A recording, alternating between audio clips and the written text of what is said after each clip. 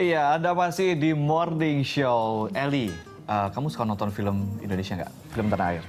Suka sih, tapi ya tergantung juga nggak semuanya aku tonton. Saya tonton karena lebih banyak ada Ainun Habibie ya salah satunya. Tergantung temanya sih. Tapi kalau komposisi film Indonesia dengan film dari luar begitu ya dalam sekali atau seminggu gitu memang jumlahnya masih sedikit dibandingkan dengan film luar. Betul. Tapi kalau kita lihat perkembangan dalam 10 tahun terakhir, film Indonesia kayaknya sedang menggeliat atau sudah kembali bangkit begitu. Betul, banyak banget sinias-sinias muda Indonesia juga mulai memproduksi film-film tanah air. Seperti? Ada Laskar Pelangi, ada The Raid, ya kan? Yang terus ada Garuda Dadaku, ada ini juga nih. Kenapa, Nada Untuk Asa. Nada Untuk Asa. Iya, nah ini kita akan lihat dulu sebelum kita ke narasumber kita pagi ini, kita lihat cuplikannya berikut ini.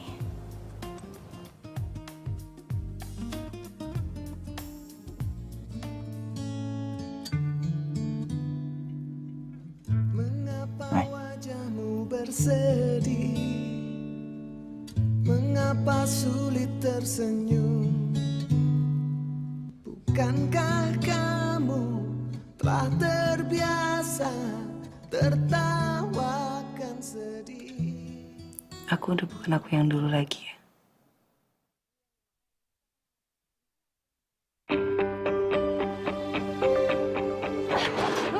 Kenapa hal ini harus terjadi? Nekat lo. Lo dengan keadaan lo yang udah sempurna kayak gini, lo mau sia-siain hidup lo cuma buat macarin cewek kayak gue? Kenapa kamu bawa dia nggak minta izin? Hasil tes ibu. Jangan masuk. Kenapa kamu nggak tahu kalau suami kamu itu? Tunggu, Sa. Mungkin menurut lo gue cowok yang bodoh. Nekat Kamu sama lo bilang dan... lo suka sama gue. Iya. Mau bikin malu bapak ya? Aku sayang sama bapak. Ya kalau gitu kenapa kamu nggak peduli sama kami? Sampai kapanpun anak-anak tanggung jawab saya. Mereka itu menginginkan kamu. Sebagai apa? Pacar? Sebagai istri? Bisa nggak?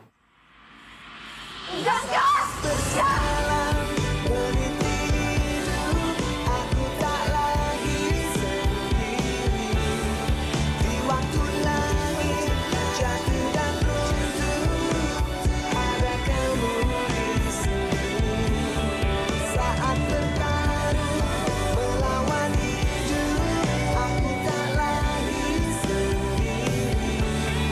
Di saat harap pudar dan luruh, Jangan hukum Nada, Pak.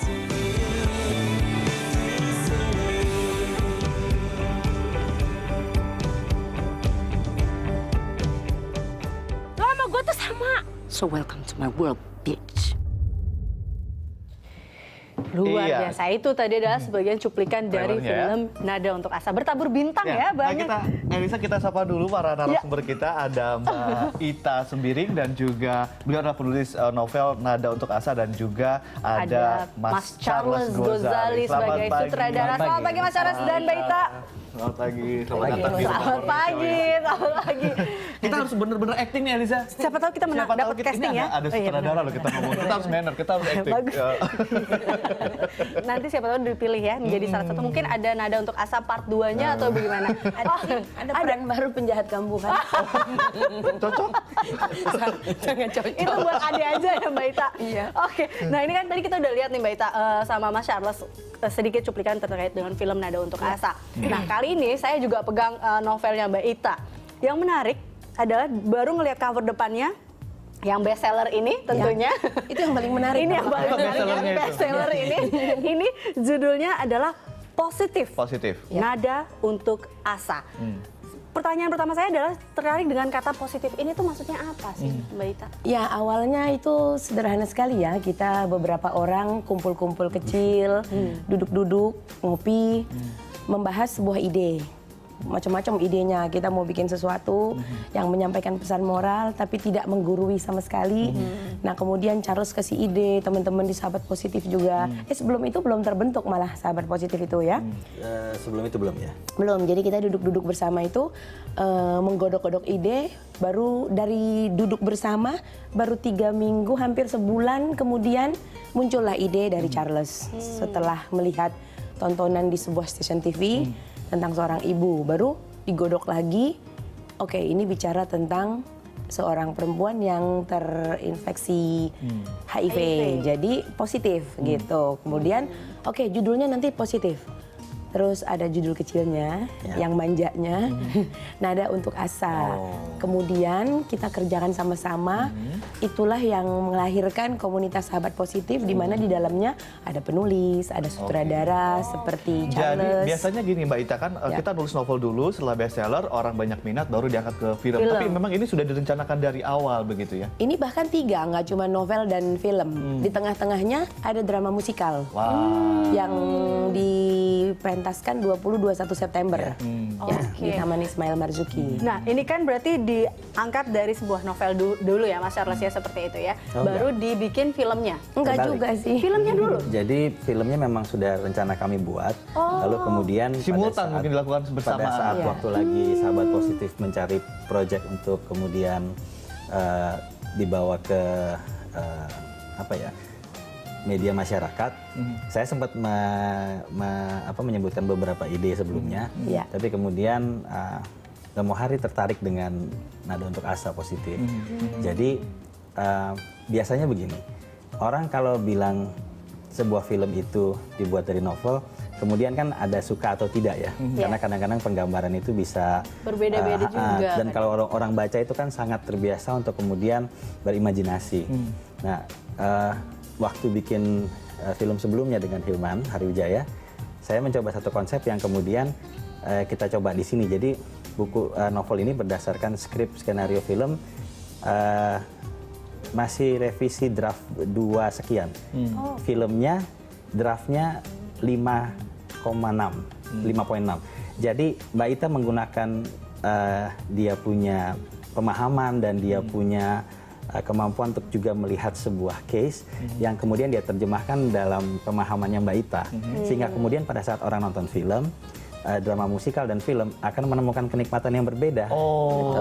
Gitu. Jadi Benang tidak- merahnya boleh sama. Benang merahnya sama, tapi ketika misalnya Eliza atau saya misalnya baca novel terlebih dahulu, lalu nonton filmnya akan sedikit Berbeda. Yang berbeda berbeda. rasa atau berbeda cerita. Ya, Benang merahnya sama, Benang merahnya sama. tapi akan berbeda. ya karena kan kadang-kadang udah nonton film, nonton drama, baca buku, terus mau ngapain lagi? Itu kayak paket gitu Iya, ya. dan orang Kayak one suka stop bilang, shopping gitu. orang suka bilang kalau udah nonton dramusnya atau nonton novelnya, ya filmnya boleh tonton boleh enggak. Iya. Jadi Iya, justru berbeda. Berbeda, dan jadi di tiap karya itu baik novel, drama musikal maupun filmnya punya sensasi Jadi sendiri-sendiri. semua indera dari si masyarakat itu dimanjakan lewat baca, lewat Ya. film dan juga lewat musik.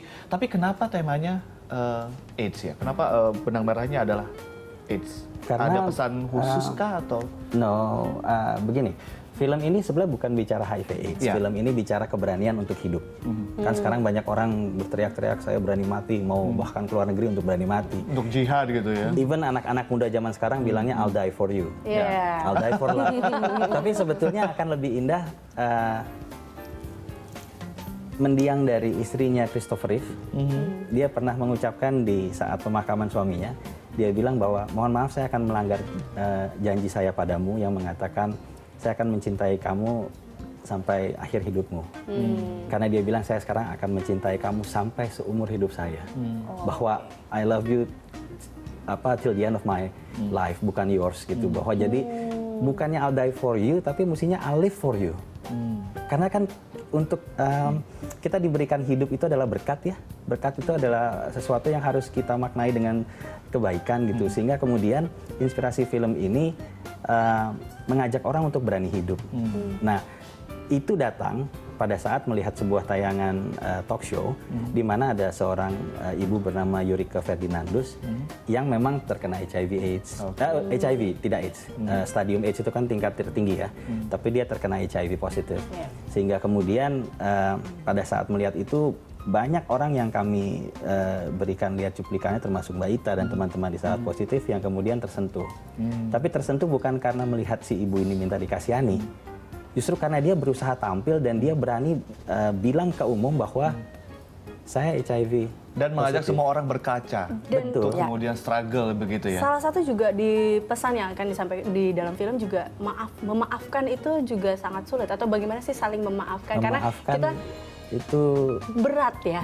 Karena katanya sang ayah yang tadinya sungguh mencintai Nada Jadi berbalik. Jadi berbalik. memaafkan lebih sulit daripada meminta maaf. Nah, itu dia kata-katanya. Memaafkan lebih sulit Ini quote of the day ya, tolong ditulis di sini. Nah, ini juga apakah pesan yang ingin disampaikan juga dalam film ini? Iya, karena memang kita kan berusaha untuk tidak kemudian menggurui lewat film. Orang sudah bosan kemudian dibilangin harus begini dan begitu. Sehingga kemudian ada adegan di mana karakternya Acha Septriasa dipecat dari pekerjaannya karena diskriminasi status medis. Dia bukannya kemudian merenung dan bersedih-sedih, dia malah ngejam sama Pongki Barata. Dan itu dilakukan live. oke. Mereka ngejam bareng, ntar boleh tanya Acha soal itu. Tapi bahwa kemudian untuk bisa lepas dari masalah, dari beban, untuk kemudian bisa punya keberanian untuk melangkah dan percaya bahwa masa depan saya itu punya kekuatan yang sama dengan orang lain. Mereka harus bisa melepaskan beban itu dulu dan memaafkan adalah salah satu yang paling penting karena kita sering bertanya why me ya. Iya, why me? Betul. Kita betul. ke Mbak Ita. Mbak Ita, biasanya kan kalau dalam proses menulis kita juga sambil berhayal begitu ya. Apakah kemudian karakter-karakter pemeran dalam film ini juga telah terbayangkan, oh orangnya nanti seperti ini, atau gimana proses? Karena ini kisah nyata, jadi udah punya pola ya. Oh, Nada itu si ini, Asa itu si ini gitu ya. Dan bapaknya itu yang saya seperti Charles bilang mencoba membangun karakter sendiri. Bagaimana kalau seorang bapak menolak anaknya dan bagaimana kesedihannya ketika kakaknya sendiri tiba-tiba nggak mau pelukan seperti itu. Jadi kalau dua tokoh utamanya ini emang udah terekam. Saya nonton berkali-kali wawancara itu gitu ya. Wawancara itu sedih sekali tapi tidak membuat saya menangis pada saat nonton karena saya konsentrasi. Malah membuat ingin Iya. menulis. Saya harus bikin apa dengan perempuan ini gitu. Tapi yang sangat menyenangkan adalah ketika saya dengar dari banyak dialog-dialog langsung di dalam novel ini juga yang saya kutip dari apa yang diucapkan dia dalam interviewnya. Nah kemudian saya kembangkan lagi, oke, orang ini sebetulnya kan nggak cuman Mbak Yurike mungkin, orang lain yang divonis sakit berat, itu kan menganggap seolah-olah kematian itu akan datang 2 jam kemudian. Lalu nelongso, terus menyesali hidup. Tahu-tahu nggak mati-mati juga gimana? Ya kan? Sementara dia udah menyanyiakan hidup itu gitu. Jadi ada dialog yang di sana, kenapa ibu menganggap bahwa kematian ini 2 jam kemudian sehingga ibu udah hidup dalam keterpurukan. Bagaimana kalau kematian itu ternyata tidak menjelang dan ibu sudah menyanyiakan semua. Jadi itu yang membuat tokoh itu bangkit untuk mau diperiksa, mau berobat. Artinya Mbak Ita juga terlibat dalam menentukan Pemilihan casting gitu siapa? Ini beliau. Oke. Karena- Jadi tidak ini- memberikan ini- gambaran saja mungkin. Begini ya, ini ajaib sekali ya. Gak ada yang kebetulan, saya selalu bilang ini penyelenggaraan ilahi ya. Ketika kita ingin berbuat sesuatu untuk banyak orang, itu banyak sekali bantuan. Ajaibnya kenapa? Saya bertemu Charles hanya di saat-saat menentukan ide. Setelah itu, kami berdua punya ego masing-masing. Saya di rumah saya, dia di rumah dia. Ada pertemuan. Soalnya kalau kita di rumah berdua, Kita nggak ada yang marah menulis. nanti. Sekarang ada di rumah morning show. Kalau kita berdua di rumah, bersatu dalam rumah, kita nggak menulis, kita berantem. Yang begini, enggak begini, ini Oke. begini gitu ya. Nah jadi saya menulis dengan gaya sendiri, untungnya dibebaskan. Dan Charles juga dengan interpretasinya sendiri, yang saya sebut ajaib. Dan Romo sutradara dari drama musikal juga bekerja sendiri, itu ketemu. Ketemu dengan perbedaan-perbedaan masing-masing. Tapi semua orang tahu bahwa ini ada satu topik, ada satu pembahasan benang merah yang memang menemukan kami bertiga. Jadi benar-benar nggak ketemu lagi setelah draftnya diterima masing-masing. Tadi kalau Mbak Ita bilang bagaimana si ibu itu kemudian bangkit untuk mau berobat, nah cara kemudian yang Mbak Ita tampilkan bahwa ini loh yang menggerakkan hati si ibu dengan apa yang menggerakkan hati ibu di film itu berbeda.